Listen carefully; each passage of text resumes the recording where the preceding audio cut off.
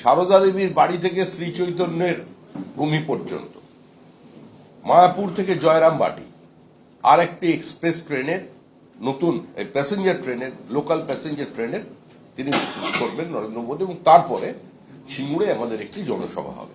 সেই জনসভায় কে মানুষকে সম্বোধন করবে। বাকি তিনটে ট্রেন অমৃত ভারত, হাওড়া দিল্লি।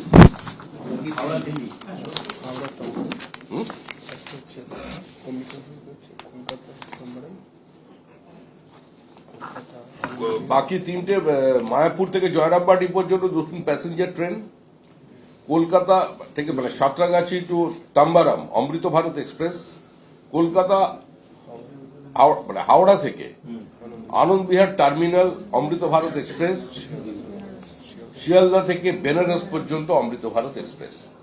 এই তিনটে ট্রেনের সূচনা হবে 18 তারিখে। ভার্চুয়ালি প্রধানমন্ত্রী সিঙ্গুর থেকে সেটাকে করবেন।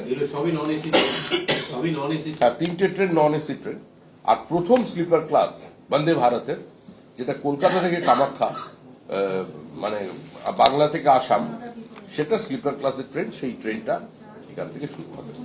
পুরো 12টি ট্রেনের উদ্বোধন করবেন আমাদের নতুন বছরই প্রধানমন্ত্রী।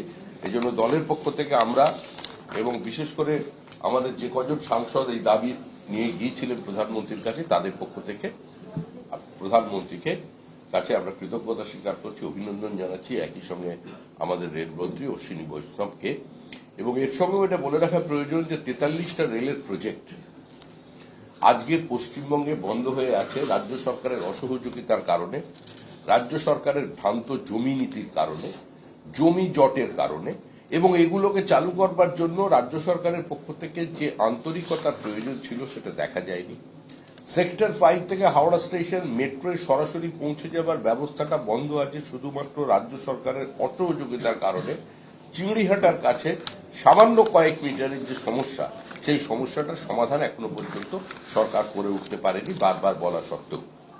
এছাড়া কানেক্টিভিটিকে বাড়ানোর জন্য, জীবনের গতি আনবার জন্য সারা ভারতবর্ষে যেভাবে আজকে কর্মযজ্ঞ চলেছে এবং পশ্চিমবঙ্গের পার্শ্ববর্তী রাজ্য ত্রিপুরা, আসামে যে ইনফ্রাস্ট্রাকচার ডেভেলপমেন্ট হয়েছে, যেটা যা দৃশ্যমানতায় আছে, উত্তর পূর্ব ভারতে এতদিন পর্যন্ত লুকিস্ট পলিসি অনেকে কথা বলা হয়েছিল, কিন্তু এখন যে 7 সিস্টার্সকে নিয়েও সেখানেও যে কর্মযজ্ঞ শুরু হয়েছে, তো সেটাও আজকে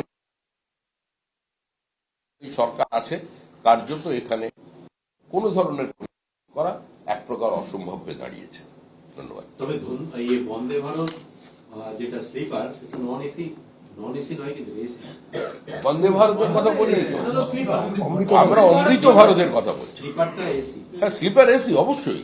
বন্দে ভারত নন এসি হচ্ছে অমৃত ভারত, কিন্তু সেখানেও স্বাচ্ছন্দ্য বৃদ্ধি, সেখানেও চার্জিং এর ব্যবস্থা, ভেতরের ডিজাইন আগের ডিপার্টমেন্টের থেকে একটু অন্যরকম, যাতে কোনোভাবে গতি অনেক বেশি এবং শারীরিক স্বাচ্ছন্দ্য বেশি থাকবে নন এসি হলেও।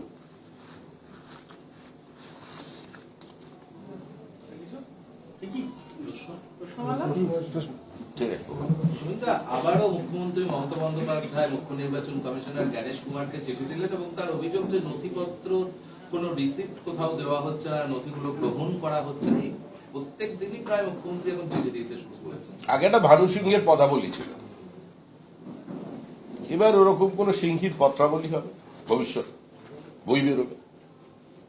মুখ্যমন্ত্রী জানেন চিঠির পরিণতি কি। সুস্থ স্বাভাবিক মানুষ যাদের আইন সম্পর্কে বিন্দুমাত্র ধ্যান ধারণা আছে, যারা রাজনীতিতে আছেন, রাজনীতির বাইরে আছেন, সাংবাদিকতা করছেন, যারা ব্যবস্থাটা সম্পর্কে অবহিত, তারা জানেন এ ধরনের চিঠি এটা প্লেইং টু দ্য গ্যালারি ছাড়া কিছু নয়। তবে মানুষ অবুঝ নয়, মানুষ রাজনৈতিকভাবে অচেতন নয়, মূর্খ নয়। এই চিঠি দিয়ে কারোর মন ভেজানো যাবে না। উনি বলছেন যে বৈধ ভোটারদের নাম কাটা যাচ্ছে আর মানুষ হয়রান হচ্ছে। সেটা নির্বাচন কমিশনকে বলুন, উনি তো বারবার এই কথা বলছেন। বৈধ ভোটার ওনার এই বক্তব্যকে গ্রহণ করছে না। উনি বাড়িতে বাড়িতে মাইক লাগিয়ে প্রত্যেকের জানলা দিয়েও যদি কর্মীদের পাঠিয়ে দেন এই বক্তব্য দিতে, তারপরে আগামী 17 তারিখ বন্দে ভারতের প্রথম স্লিপার ক্লাস দুটি ট্রেন পেতে চলেছে পশ্চিমবঙ্গ, যেটা কলকাতা থেকে কামাখ্যা পর্যন্ত যাবে, এবং 6টি অমৃত ভারত এক্সপ্রেস। যে অমৃত ভারত এক্সপ্রেস যেখানে বহু পরিযায়ী শ্রমিক যাতায়াত করেন, কোভিড কালে মুখ্যমন্ত্রী যাকে কোভিড এক্সপ্রেস নাম দিয়েছিলেন, আজকে সেখানেও যাত্রীদের স্বাচ্ছন্দ্যের কথা চিন্তা করে তার গতিকে 100 নিয়ে আসা হয়েছে। এই 6টি অমৃত ভারত ট্রেনেরও সূচনা হবে 17 তারিখ। মালদা থেকে ফ্ল্যাগ অফ করবেন কামাখ্যার উদ্দেশ্যে প্রধানমন্ত্রী নরেন্দ্র মোদী, এবং তারপরে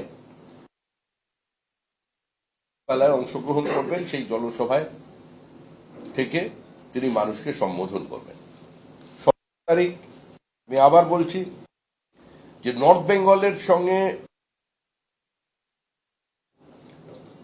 এখানে বালুরঘাট, রায়গঞ্জ, আলিপুরদুয়ার, মালদা তার সঙ্গে সরাসরি সংযোগ স্থাপন হয়ে যাচ্ছে। এটা দীর্ঘদিনের উত্তরবঙ্গের বহু মানুষের দাবি। আমাদের যারা সাংসদ ছিলেন, ডক্টর জয়ন্ত রায়, কার্তিক চন্দ্র পাল, আমাদের মনোজ টিগ্গা, খগেন মুর্মু, তারাও প্রধানমন্ত্রীর সঙ্গে দেখা করেছেন, বারবার রেলমন্ত্রীর সঙ্গে দেখা করেছেন।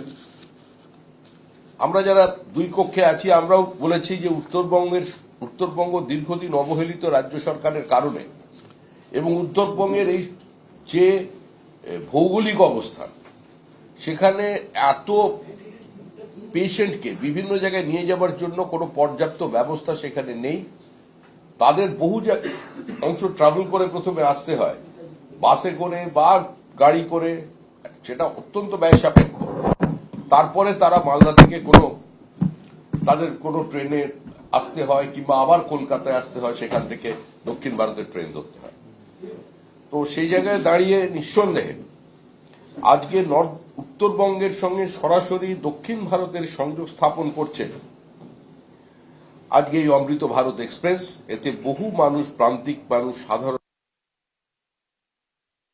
গাড়িগুলি নন এসি হলেও তার ভিতরে যেভাবে ডিজাইন করা হয়েছে, সেখানে তাদের স্বাচ্ছন্দ্য থাকবে এবং তাদের ট্রেনের গতিও অনেক বেশি, তারা এগুলোকে এফোর্ড করতে পারবেন। মালদা থেকে কোথায় যাবে এগুলো? মালদা থেকে যেটা